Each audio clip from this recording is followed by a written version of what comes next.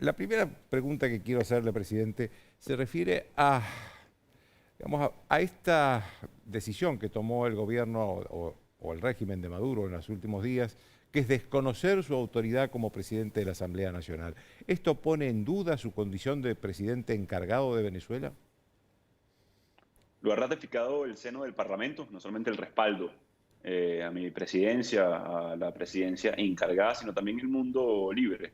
Esto es una maniobra de la dictadura, del régimen de Maduro, para tratar de distraer a la opinión pública internacional. En Venezuela continúan las manifestaciones, continúa la crisis por falta de combustible, de agua, de comida, y seguimos nosotros protestando y luchando por recuperar nuestra dignidad, en definitiva, la democracia y recuperar a nuestro país. Esta decisión de un írrito Tribunal Supremo que fue designado, como decimos en Venezuela, entre gallos y medianoche de manera irregular en el 2015, pretende tratar, como lo hicieron en el 2016, arrancándole 3 parlamentarios al Congreso, como lo han hecho en los últimos años, mandando al exilio a 36 congresistas del Parlamento.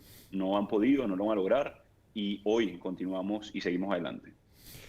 Presidente, como usted hablaba recién de cómo viven los venezolanos que están ahí en Venezuela, y yo le quería preguntar sobre eso. Acá hubo algunas propuestas de gente irrelevante, pero propuestas al fin de que la Argentina tenía que convertirse en Venezuela, ser Venezuela. ¿Cómo es Venezuela ahora? ¿Cómo vive la gente? ¿Cuánto es la pobreza? ¿Cuánto cuesta alcanzar la comida, los medicamentos? Vi colas en fotos, vi colas de autos que están tratando de buscar gasolina, de encontrar gasolina. Hay un problema de desabastecimiento de gasolina en el país con más reservas de petróleo y gas del mundo. ¿Cómo es eso? Mire, hoy lamentablemente, Joaquín, atravesamos una crisis sin precedentes para los venezolanos. Una enfermera en medio de la pandemia, en medio del COVID-19, gana $4 al mes. Un estudiante ya no tiene ningún tipo de beca. Hoy la Universidad de Oriente fue quemada su biblioteca por vándalos pro oficialistas o pro el régimen de Maduro. La canasta básica es 400 veces el salario mínimo. El país con las reservas petroleras más grandes del mundo hoy no tiene para abastecer de combustible ni siquiera la flota de vehículos. Hace menos de 5 años no solamente producíamos lo que necesitábamos consumir, sino exportábamos casi 700.000 barriles de combustible al día, al día. Producíamos 3 millones de barriles de petróleo.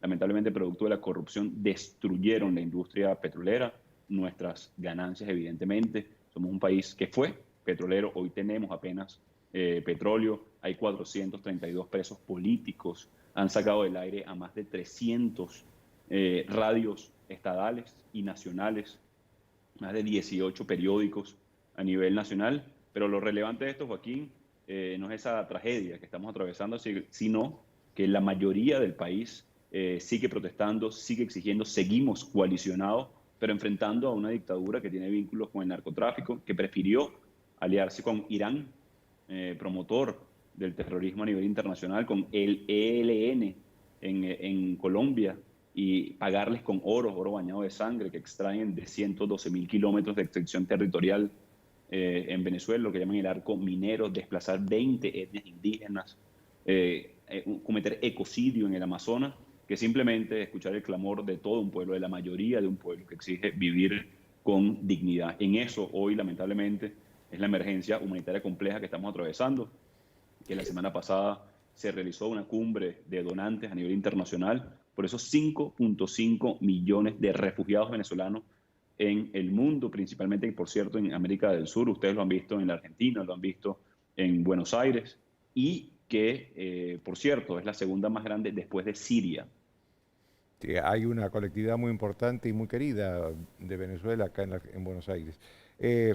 Presidente, ¿por qué es tan difícil encontrar o restaurar la democracia en Venezuela? ¿Por qué le es tan difícil a ustedes, los opositores, a pesar de la lucha, a pesar de los movimientos y las manifestaciones públicas que hay? ¿Por qué le es tan difícil? Mira, Qué es lo nosotros que en sostiene a Venezuela, Maduro? sí, esa es la pregunta clave. No solamente es el descontento que hay, que hemos logrado aglutinar mayoría, el respaldo de los países del mundo. La pregunta es cómo o qué falta. para lograr una transición a la democracia en Venezuela, que no solamente ya es anhelada por los venezolanos, sino que hemos hecho causa común con Latinoamérica, con el mundo, con los amantes de la democracia, de la libertad, los que quieren proteger a los sectores sociales. Hoy los estudiantes, hoy las enfermeras, hoy los gremios, hoy los obreros en Venezuela estamos coalicionados en presión, pero no ha sido suficiente.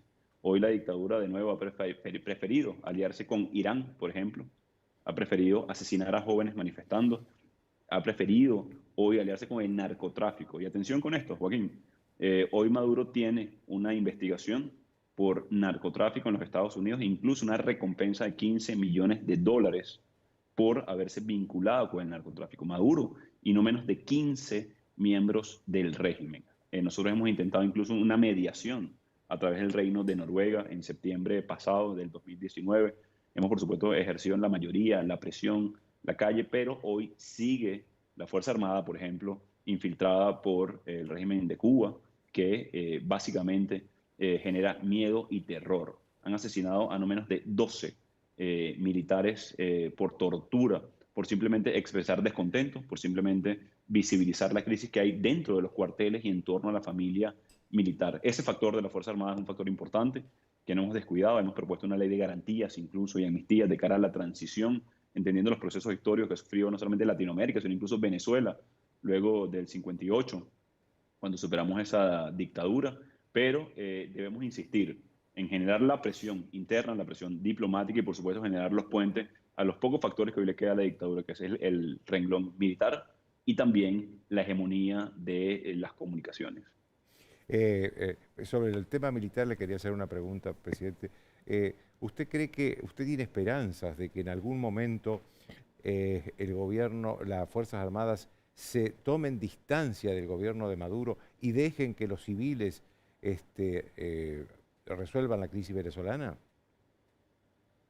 Han habido muestras visibles, Joaquín. Hace un año, quien fuera director de inteligencia del mismo Maduro, del SEBIN, policía que normalmente persigue a los políticos, pero también a los empresarios en Venezuela, pero también a los medios de comunicación, a los periodistas o a los sindicalistas. Rubén González, por ejemplo, líder sindicalista en el sur de Venezuela, en el estado Bolívar, en una empresa básica en la industria minera y metalúrgica, detenido, secuestrado hace más de 2 años. Ese militar general de división se puso del lado de la Constitución. No han habido menos de 200 en el último año y medio. No ha sido suficiente. No solamente es esperanza, es la necesidad de que ese sector, que es hoy el único que soporta a esta dictadura en compañía de la inteligencia y contrainteligencia que provee Cuba para la persecución, para amedrentar, es lo que sostiene hoy la dictadura. Y va a ser importante adicionalmente por un factor, estabilizar al país. Hoy la frontera, lamentablemente, casi entregada al ELN, a factores que están extrayendo oro venezolano para financiar actividades irregulares en el país. Se han multiplicado incluso los atentados en Colombia, producto de este financiamiento indirecto del régimen de Maduro a través de este oro de sangre, catalogado así ya incluso por el Parlamento Europeo, al considerarse que financia el narcotráfico, que financia y facilita el tráfico de armas e incluso la explotación del ser humano. Entonces, ese factor, más que un tema de esperanza, es un tema que estamos trabajando, que va a ser necesario para estabilizar a Venezuela de cara a la transición. Dígame, la complicidad de los militares con el narcotráfico, ¿es solamente de la cúpula o hay una infiltración del narcotráfico en estamentos más bajos de las Fuerzas Armadas? El 80% de la Fuerza Armada está absolutamente a favor de un cambio. Lamentablemente perseguida, hace menos de un año asesinaron, por ejemplo, al capitán de corbeta Acosta Arévalo, lo asesinaron en el DGCIM, la Dirección General de Contrainteligencia Militar, a golpes. Así lo denunció su familia e incluso cuando lo trasladaron al tribunal llegó absolutamente golpeado, murió a las horas que lo trasladaron al tribunal producto de la golpiza.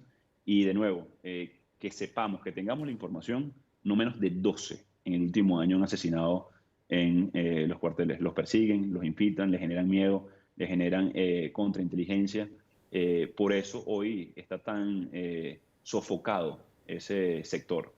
Y adicionalmente la cúpula de la Fuerza Armada, sin duda, con vínculos, no solamente directamente con Maduro, sino la dictadura ha entregado parte de la burocracia. Por ejemplo, quien fuera hasta hace semanas el director de PDVSA, la estatal petrolera venezolana que lamentablemente destruyeron, era un militar.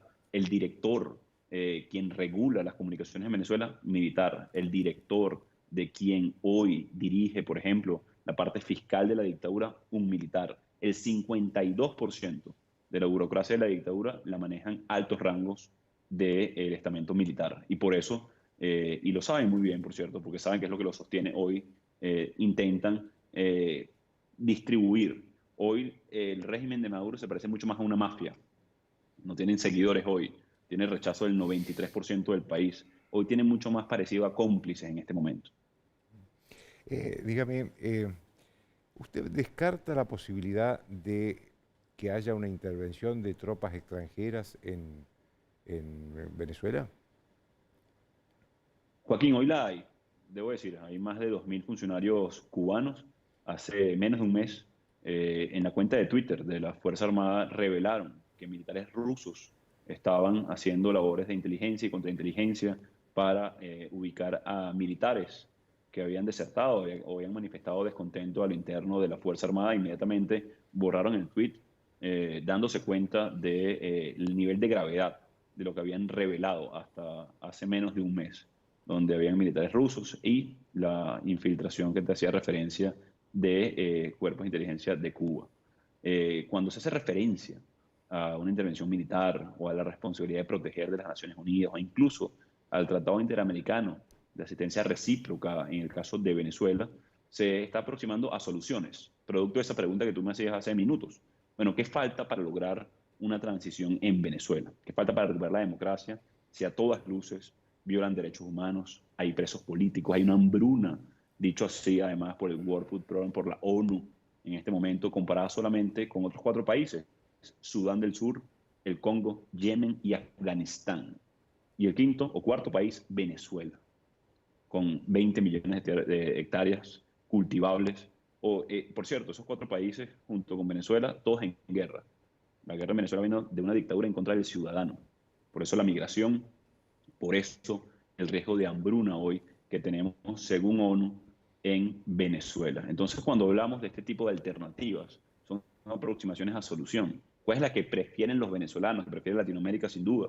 Bueno, una que nos lleve a una elección libre en el corto plazo, una que nos lleve a solventar la crisis social, económica, a atender la emergencia humanitaria, pero hemos intentado la mediación a través del Reino de Noruega. Hemos protestado como pocas veces se ha visto en Latinoamérica y por supuesto en Venezuela. Hemos también nosotros insistido con la presión máxima diplomática y los que han cerrado todas esas puertas es la dictadura. Hoy, paradójicamente, Joaquín, y los que nos están viendo desde Argentina, los que van a decidir cómo salir de ahí, de Miraflores, de usurpar el poder, es la dictadura. Lo que sí le puedo decir al pueblo de Argentina, que luego de años de lucha, de construir mayoría, de tener el reconocimiento internacional, no a Juan Guaidó, a una lucha de años del pueblo de Venezuela, la dictadura va a salir en Venezuela y ellos son los que van a seguir responsablemente como venezolanos y por el riesgo que representa hoy Maduro para Latinoamérica, por la vinculación con el narcotráfico, con el terrorismo, vincular a Irán en Latinoamérica de manera muy irresponsable. Debemos evaluar entonces todas las opciones que privilegien una solución que dé estabilidad y gobernabilidad a nuestro país. Presidente, le quiero hacer una pregunta sobre cómo ve usted la posición del gobierno argentino en la crisis venezolana. Mira, la semana pasada, el martes, se dio la conferencia de donantes para refugiados e migrantes venezolanos. Y te hago referencia a esa conferencia porque Argentina participó, entendiendo la gravedad de la crisis en Venezuela, la gravedad de la migración, cómo afecta principalmente a Colombia, a Ecuador, a Perú, que ha recibido casi el 60 o 70% de la migración y refugiados venezolanos, reconociendo de manera implícita y explícita también la crisis humanitaria en Venezuela. Nosotros estamos haciendo todos los esfuerzos por mantener relaciones, comunicación directas, indirectas, con todos los gobiernos de Latinoamérica, incluido Argentina y también México, por cierto. Por supuesto, esto no puede ser visto desde un tamiz ideológico. Si lo vemos desde ese tamiz y las simpatías son desde esa característica, bueno, se pierde. Y por cierto, nadie quiere ser cómplice de un violador de derechos humanos. Nadie quiere ser cómplice de alguien que está vinculado con el terrorismo y el narcotráfico como lo es hoy Maduro. Así que por ese reconocimiento a la crisis, a la emergencia que hay en Venezuela, nosotros vamos a insistir con las comunicaciones con todos los países de Latinoamérica, incluido Argentina. Le quería preguntar sobre lo que está pasando hoy en Estados Unidos, hoy, ayer, bueno, a partir de la muerte de este ciudadano afroamericano por parte de un policía, en Estados Unidos, que hay manifestaciones muy serias. En este momento están saqueando la Quinta Avenida, los negocios de la Quinta Avenida, hay manifestaciones muy fuertes alrededor de la Casa Blanca. ¿Cuál es su opinión, presidente, sobre esto? Mira, la expresión de la protesta siempre es una expresión válida, siempre y cuando respete el derecho de todos a manifestarse y también a resguardar la vida y la propiedad ajena. Cuando se transgrede al saqueo, también transgrede a otros ciudadanos. Ahora, esto también deriva del asesinato de un hombre, un americano, producto de exceso policial. Y miren que nosotros hemos sufrido exceso policial durante años y lo sufrimos. El FAES, por ejemplo, Fuerzas de Acciones Especiales en Venezuela, que incluso la ONU, Michelle Bachelet, exigió que se desmantelara, ha asesinado a 18.000 en 3 años. Vimos cómo casi 300 jóvenes fueron asesinados en protestas por parte de la Guardia Nacional en Venezuela, por parte de organismos represivos de la dictadura. Entiendo muy bien esa rabia que puede sentir cualquier ciudadano al ver cómo un policía asesinó a una persona. Eso lo puedo entender muy bien porque lo hemos sufrido por miles, literalmente. En Venezuela estamos luchando en contra de eso.